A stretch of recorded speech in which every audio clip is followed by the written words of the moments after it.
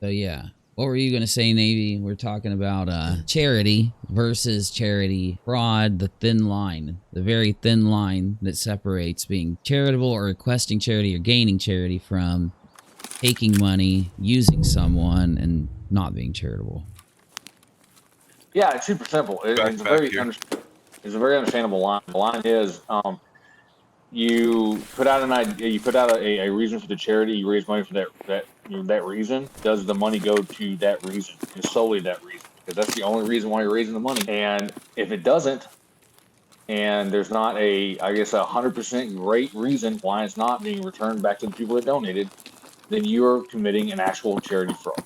Well, yeah, and it's like I find charity, the idea of charity, starts to get blurred into using someone or doing something just when you have to do that charity multiple times, if you get what I'm saying. Like, old Reds did a bunch of charity for, what, he did 4 different streams where he got 4 cameras.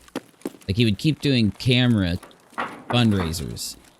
And of course, like, everybody knows they're donating to a camera, so they're not too worried about it. They don't have this pressure that, you know, if they don't donate, you know, Reds isn't going to be able to eat tomorrow or fucking have a place to sleep. So... Scav. Oh, fuck.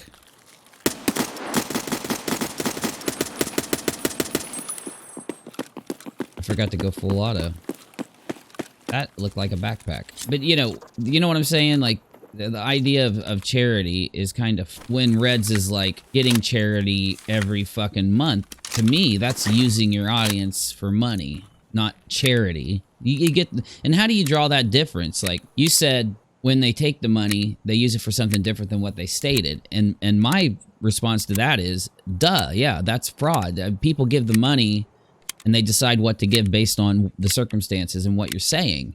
You switching up a couple details could be the difference between somebody donating $5 and $500 and maybe going themselves without, thinking that they're going to help another person. Like, it's that whole idea. Well, man, you're broke. My $100 that I was going to go spend this weekend and go fishing and rent a boat, it would do you much better because you're actually going to eat and get somewhere to stay. You know what I'm saying? Well, and that's the difference between, you know, the idea of like say you're running a charity or GoFundMe or whatever for equipment for your channel, right? And that's what you end up using it for. People sit there and look and go, okay, well, this guy just wants a better camera. You know, if I have a little extra, maybe I will give, but I don't feel compelled to in the same way. Now, if you like someone's channel and you like the content they put out and you want to give them money, then that's 100% fine. But that's a different situation than them coming out and saying, I need this money because if I don't, I'm literally going to be thrown out and be homeless, or I'm not going to be able to eat, or my kids are not going to be able to eat, or, you know, whatever. And that is the thing where exactly what you're talking about, where people sit there and they pull the last money that they had, and maybe they were going to use it to take their, you know, significant other out for dinner that night, or, you know, buy something for their kids that they don't necessarily need, but just be nice to have. And they're like, you know what? This person really needs this way more than I do, and I'm going to give this. And then you find out that it's not going to what it's supposed to be. Well, you know, I think me, you, other people, I'm at that stage of my life where I could retire and be all right. And because of that, in the past, where I would have been helped massively if somebody helped, you know, gave me money or something. Not to say it wouldn't help me with something to have it happen now. Anybody could use more money, I would think. Unless you're like just straight rich.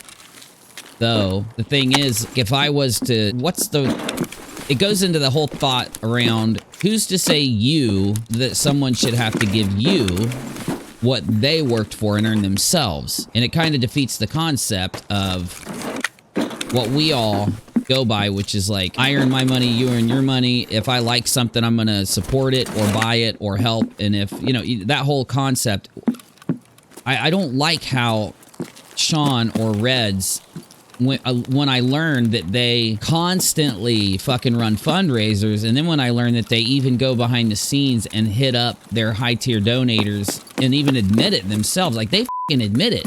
We've got that one stream where Shawn and, you know, that one stream where what's her name is like them hitting up people with that shit. There's an aspect of like begging too, right? Which is different, I think. And it's like everybody out there works for a living, right? And for most part, people work for them. They have a job. They do stuff. And the thing is that it's not uncommon at all for YouTubers to have a job while they do stuff. But when you get people that constantly beg and e-beg for money because they're always needing this, that, or whatever, where most people sit there and go, well, I got a job. That's why I have a job. I mean, you can find something to do. Most people can find something. Yeah, but Shawn, of course, we know he did fundraiser after fundraiser after fundraiser after fundraiser, and only still claims to have raised, what was it, $7,000, $8,000 after all those fundraisers. I don't buy it. I think he raised an extreme amount of money, considering in one fundraiser that wasn't even that long, he got $7,000. I find it extreme. Oh, here it is. Yep, package. Okay, I got farming part 3 done. I just gotta get out of here with it, and I got this. We need to extract. There's a scav out there.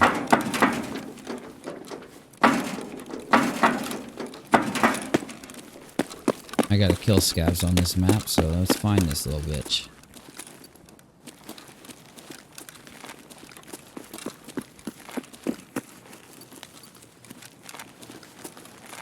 Well, let's talk about that fundraiser.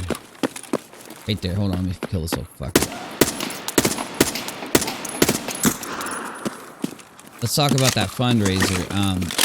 We've got the $8,000 to pay the rent. You know, they gotta pay their fucking rent. Future month's rent. The most ridiculous thing anyone's ever heard. Pay the future rent, the entire lease off, and then you can't even live there after doing it, according to them. And it's not a lie or anything. It's not like they're fucking us around. I hear them say they gotta pay off this X amount of future month's rent. And I say to myself, they didn't even think that one through. Like, they didn't even think it through. Like, that's such a lie that they need to do that. What do you think happened? How do you think that... Like, I'm thinking that they were just sitting around and said, oh, well, we can tell them we got to pay... We can get the $10,000 from them if we tell them we have to pay our shit off. And then I could imagine, like, Reds being like, yeah, that sounds like a good idea, right? We'll just tell them we got to pay off our fucking lease, and they'll give us $10,000. Like, I honestly, in my head, that's how I fucking see it. How do you think they came up with this insane fucking story? Honestly, I think what happened is that I think Shawn got evicted. I think that he was, you know, like we have seen, owed money and was getting kicked out of his place. And he was like, I need money to be able to move, but if I tell people that the reason I need money to move is because I defrauded on my payments and am getting evicted, right, then people are going to be like, well, you know, you're a fucking adult. You should know better. Yeah, you shouldn't have did that. They're not going to give me any money. But if I turn it into this idea, because of the fact that in Indiana, the law states that you can be held responsible to an extent for future payments if you sever your lease early, right? Then I can use this as a narrative to say that it's not my fault, the law, and the fault of the... Hold on, sorry. Jaden, is that you?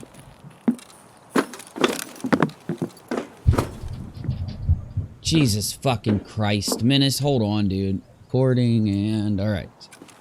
Alright, I'm back. Sorry, my kid made my dog flip out. Alright, Menace, I'm coming. I'm sorry, dude. I was hiding this thing. You around here? Yeah, I'm right in I'm in a bush right outside the train car. I can see you. Alright, I just walked by you.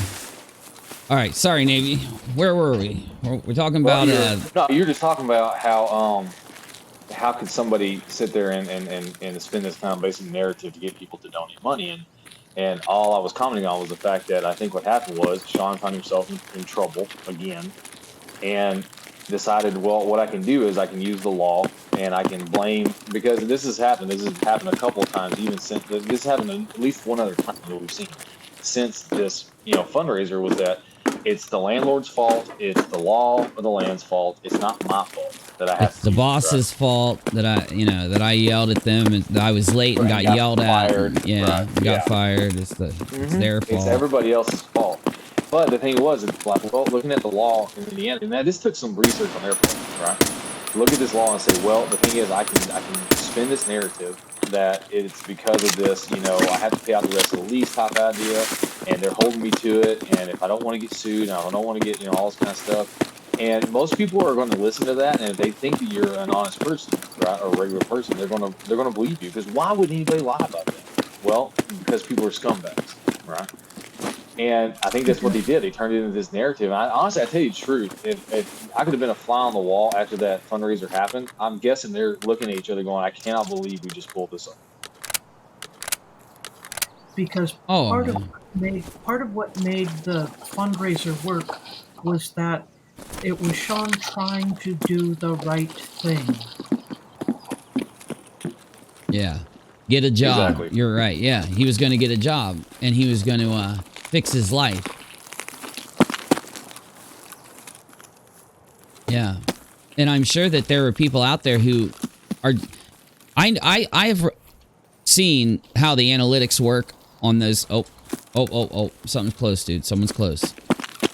I've seen how the analytics work for those type of streams. It's unlike regular streams. Every stream, you see how there would be a number. It'll say like 220 people watching, 228 people watching. And that number doesn't fluctuate up and down all the time. Like you don't see it going up, down, up, down, up, down, down, down, down, up, down. It's an approximation based on the amount of people flowing in and flowing out. And during their streams, I'm sure that they have a bunch of people that pop in, listen for a minute, throw some money at them once they hear what's up, and then leave after they throw their money and go do something actually entertaining, actually fun, actually content, instead of just begging and watching people beg, you know? And that's why people don't hear the things that are really crazy about all of this, in my opinion. They don't hear it.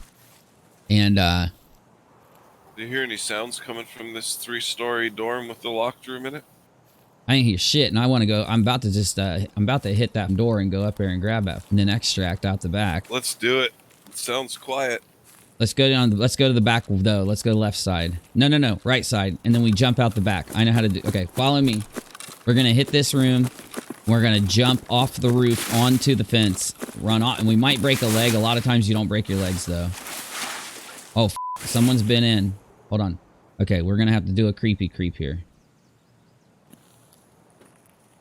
Like, oh, dude, there's a dude right in front of us. Hold on, right here. And I hear someone is. Oh, right there. Fuck, he went through those bushes. I think it's a player scav. He's firing. That's him. He's running. Alright, come on, Menace. I'm on second floor. Let's go second up the top. Let's push through second.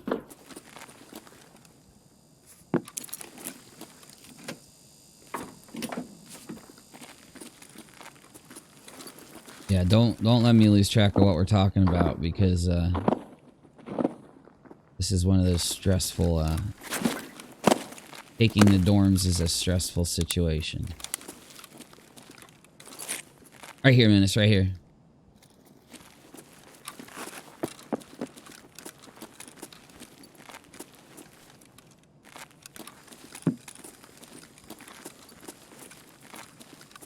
I bet it's already been hit, man, but we can check it.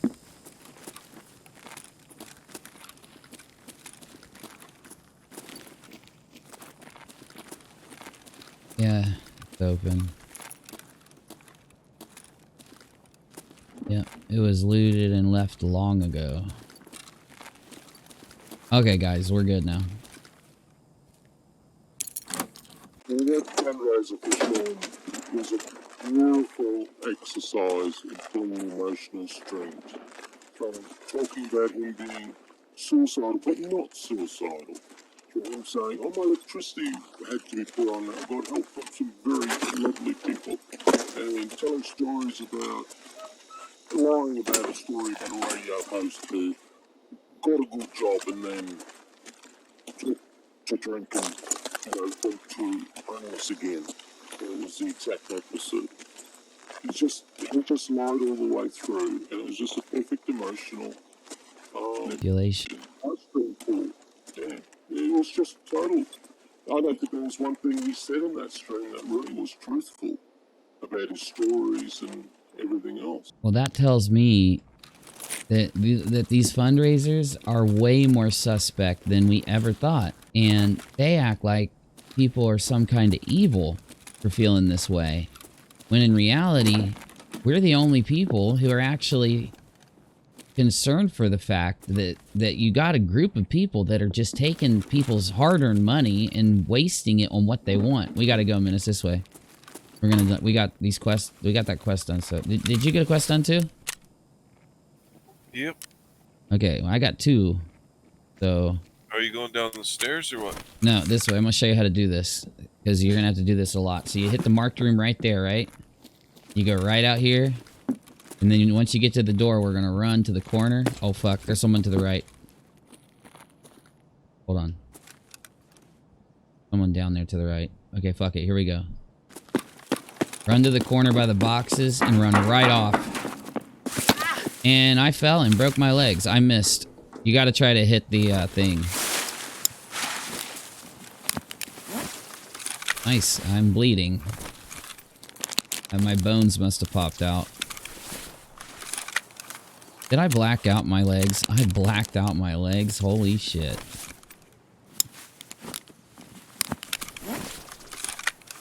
Alright, got my... I'm taking a painkiller so I can run on my feet if I have to here.